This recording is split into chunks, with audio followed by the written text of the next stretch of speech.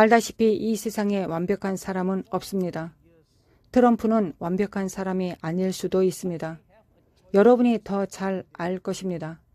솔직히 말해서 저도 본성으로는 그를 투표하지 않을 것입니다. 그러나 그는 하나님이 선택하셨습니다. 때로는 매우 강력한 목적을 수행하기 위해 그런 인물이 필요합니다. 느부갓네살이 하나님의 사람이었던 것처럼 말입니다. 하나님은 불도저 같은 느부갓네살의 성향을 이스라엘을 훈련하는 데 사용하셨습니다. 1950년 공산주의가 중국에 들어왔고 마오쩌둥이 대통령이 되었을 때 그는 국가의 유혈 사태를 가져왔습니다. 50년간의 문화혁명으로 수백만 명의 기독교인이 죽임을 당했습니다. 순교자의 피가 이 나라에 흘렀습니다. 이것은 한쪽이고 다른 한쪽이 있습니다. 수세기 동안의 미신적인 믿음이 같은 사람에 의해 그 나라에서 쫓겨났습니다. 하나님은 그 사람을 사용하여 중국에서 미신을 몰아냈습니다. 제가 20년 동안 일했던 티베트에는 전체적으로 6,000개의 수도원이 있었습니다. 마오쩌둥이 왔을 때 그는 몇 개를 제외한 모든 수도원을 파괴했습니다. 미신적인 믿음이 그 나라에서 쫓겨났습니다. 복음이 들어올 수 있는 길을 열어주었습니다.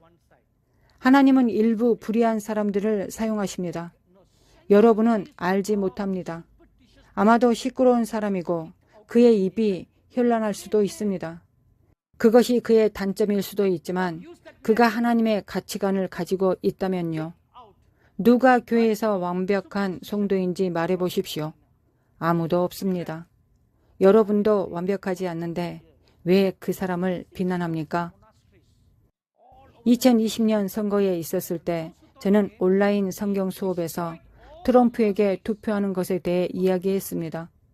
제 학생 중 한 명의 남편이 제가 하는 말을 우연히 듣고 장문의 편지를 써서 저를 질책했습니다. 당신이 미국 정치에 대해 도대체 무엇을 알고 있습니까? 누가 당신에게 사람들에게 그에게 투표하라고 말할 권리를 주었습니까? 얼마나 나쁩니까?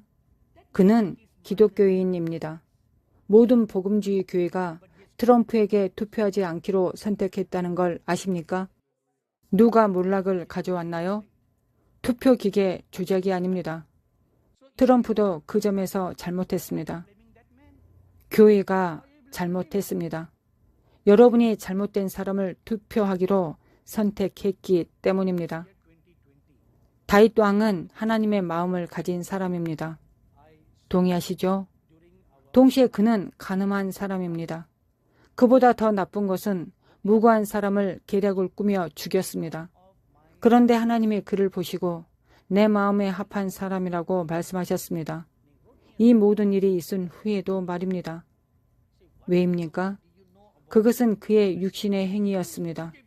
하지만 그의 마음은 경건했고 그의 마음은 하나님께로 향했습니다. 그러므로 우리는 결코 사람을 육체대로 판단해서는 안 됩니다. 주님, 당신이 택하신 사람이 누구입니까? 라고 여쭈어야 합니다. 그 사람이 바로 이 나라를 다스릴 사람입니다. 그것이 여러분 모두가 해야 할 일입니다. 미국의 모든 교회가 해야 할 일입니다. 금식하고 기도하고 무릎을 꿇고 기도하십시오. 하나님께 구하십시오. 주님, 당신이 택하신 사람들이 누구인지 보여주십시오. 진심으로 구하면 하나님이 보여주실 것입니다. 성경은 시편 2편에서 나라에 대하여 내게 구하라고 하셨습니다.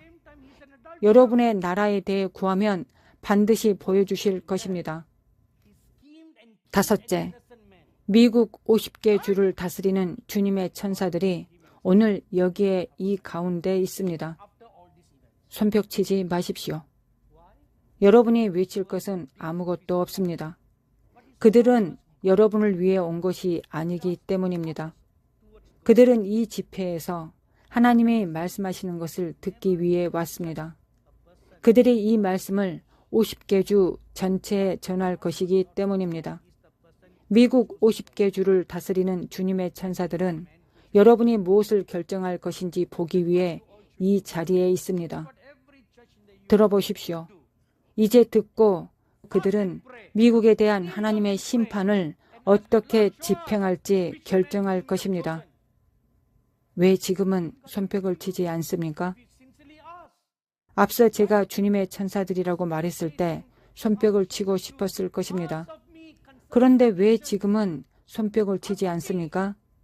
심판을 원하지 않기 때문입니다. 한 번 더 반복하겠습니다. 미국 50개 주를 다스리는 주님의 천사들은 여러분이 무엇을 결정할지 보기 위해 이 자리에 있습니다. 여러분은 무엇을 결정할 것입니까? 지금 이 말씀을 전하면서 제 영으로 인식합니다. 그들이 무엇을 결정할 것인지 보는 것은 또한 여러분이 11월 4일에 무엇을 결정할지를 의미합니다. 그것은 10월 4일부터 11월 4일까지 중보해야 할 30일이 있다는 것을 의미합니다. 중보하고 여러분의 모든 선한 영향력을 사용하십시오. 다른 교회들이 올바른 결정을 내릴 수 있도록 하십시오. 이 말씀을 널리 퍼뜨리십시오.